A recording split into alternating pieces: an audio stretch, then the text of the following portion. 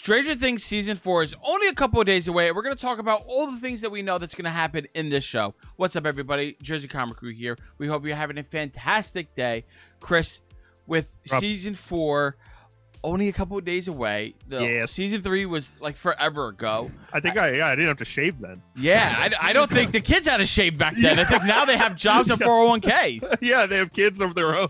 It's important for us to break down all the information that's happening in Season 4, so that way we all have a better idea of what's going on. So why don't you start us off with, instead of the meat and potatoes, the structure? Because we know this is not the typical final season of a show. It's a little bit different. Yeah, this has been marketed as the beginning of the end. We know it's going to go 5 seasons. This is Season 4. It's cut up in 2 parts.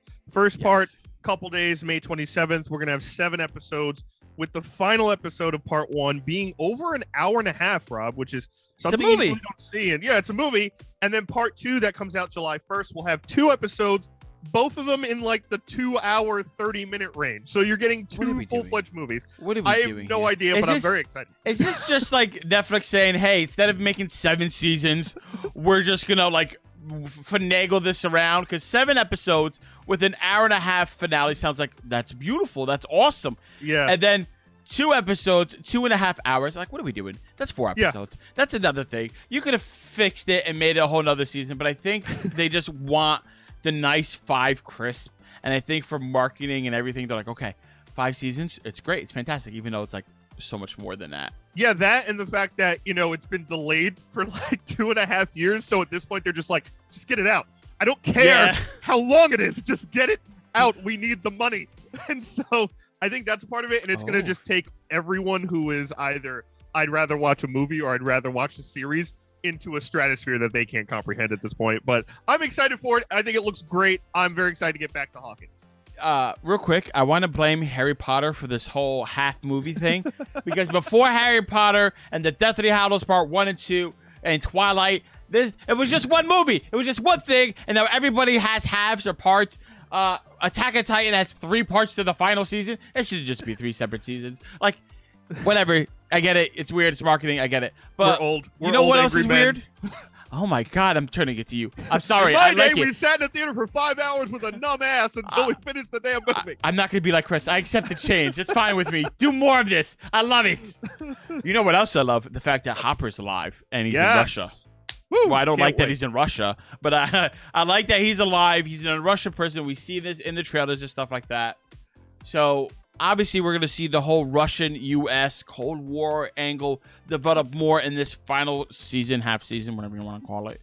And then my question to you is he going to get out?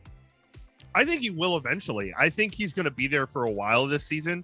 Maybe, my kind of prediction is that last big episode is going to kind of have a big focal point on getting either the gang back together or Hopper escaping and getting back to Hawkins kind of thing.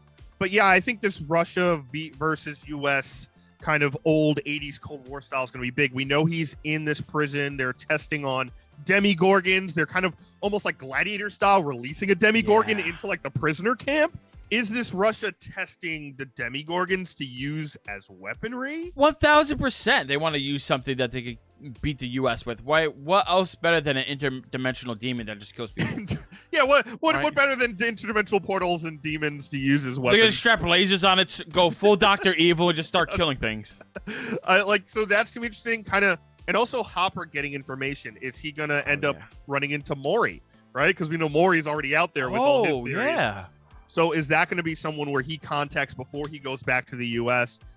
We know Carl Reiner's in this film as seemingly a U.S. agent of something, either CIA, FBI, looking into this. Does that have a connection to 11? Does that have connection to the other kids that are like 11, trying to figure out how to control them, maybe to counteract these demigorgons and what the Russians are using? So I think that is going to kind of be the crux of this on top of the craziness that's going to happen with the kids. Well, you talk about the kids. The kids get their powers from the Upside Down. At least we theorize. But we get a confirmation of a new villain. We think the name is pronounced the Vecna. This is like the first semi-intelligent, fully intelligent, evil villain that we're getting in the series. Yeah. It looks to be the one commanding demigorgons, evil bat demigorgons, and all these other monsters to infiltrate Earth, to attack kids. Yeah. Maybe this is the way he maybe infest his energy into the young children in the world, and that's how they get their powers. I feel like this whole season is going to give us a lot of answers that we haven't really gotten in the past seasons, Chris. I think we're going to finally realize how 11 gets her powers. What exactly is the Upside Down?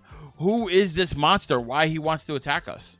Yeah, I'm excited for all of that, especially in the case of this being marketed as like their Game of Thrones style season, right? The Vecna, obviously you could draw conclusions that he's kind of close to what the Night King was in Game of Thrones, probably able to talk and probably has more like of an intellectual prowess. But what does any kind of evil demon thing want, right? To take over, to turn everything into what they want.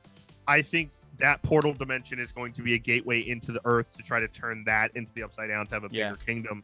And he's going to be the crux of that villainy, and 11 and her past, whatever's going on there. Hopefully whatever Hopper learns in Russia will help to defend themselves against that, kind of parallels, right? Hopper being the Jon Snow kind of right now, 11 being kind of the Daenerys. Hopefully she doesn't go insane. But well, wasn't it in like Game of Thrones we find out like one of the you have to refresh my memory in Game of Thrones, but wasn't it like one of the good characters turned out to be like from the future and he was the Night King?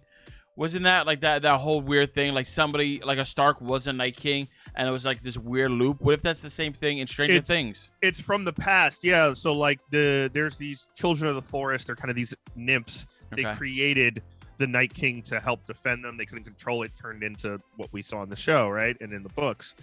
This could be someone we know, Rob. I think you're on the right track. I think a lot of people, including me, think that the Vecna could be Billy. We saw Billy die really miserably, heartbreakingly last season. He's a guy who grew up with a rough background. His dad was beating the hell out of him. He was lashing out at other kids. Had a really tough kind of upbringing and then dies miserably.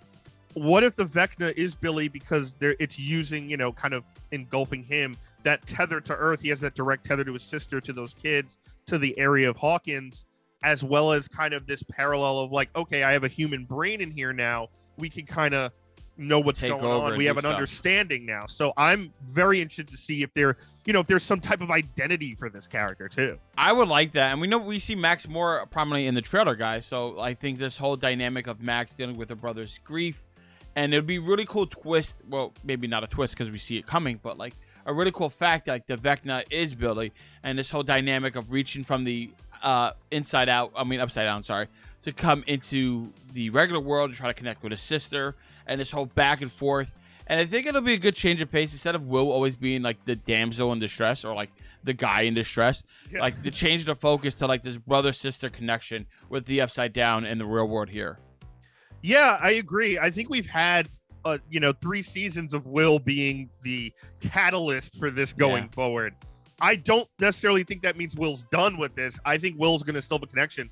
But I think the focal point, if this is Billy, if Billy is the Vecna, or the Vecna has Billy alive and is just, using one of those tendrils to suck the information out of him, and he's in kind of a stasis, maybe communicating with Max or trying to possess Max on Earth. We see a couple shots where Max is like floating in the air over her brother's graves. We see her walking down the hallway of school, and there's a giant, clock, which time is a big thing in this season, like stuck in the wall.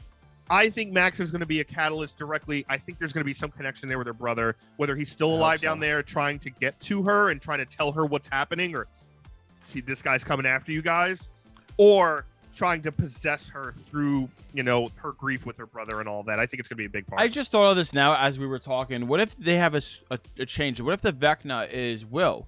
And what I mean by that, because Will went in the Upside Down for a while. So what if a part of his personality, his spirit, his essence stayed in the Upside Down, and that's like Will trying to reach out to the other half of him to kind of like make himself whole, to go full circle? That'd be interesting too. I mean, I know there's that hardcore theory that all of this is made up and this is just their D&D game from the beginning of season 1. I would love that. That would be funny. Which some would love, like Rob, who's pure chaos, and others like me would be like, yeah, just screaming at the top of our lungs. But I think there is a possibility that it could be the personification of Will's, whatever his innocence trauma, or whatever. Yeah. That, or like the personification of Will's troubled past, right? We still don't really know what happened to Will's dad, like fully. True. With him and his brother, and his brother being his protector. Who knows? Like it could be something there, or a mix of the things, the amalgamation of all the fear, all the pain, all through the whole town. Again, that town, there's something about that town, right? Yeah. That has to be connected. So I think it's all going to be kind of wrapped up in one. Totally a possibility. Stranger Things seasons 1, 2, and 3, they were good, they were enjoyable, but they were all the setup, and like they didn't really have it. The direction was creepiness with kids. You didn't see the overall big plot and big theme of like what exactly is the point of this. And I think we're gonna get that with season 4. So I'm really excited to get these answers finally after years. I'm tired of waiting. I want to watch all this stuff and see what's gonna happen to these kids at Hawkins.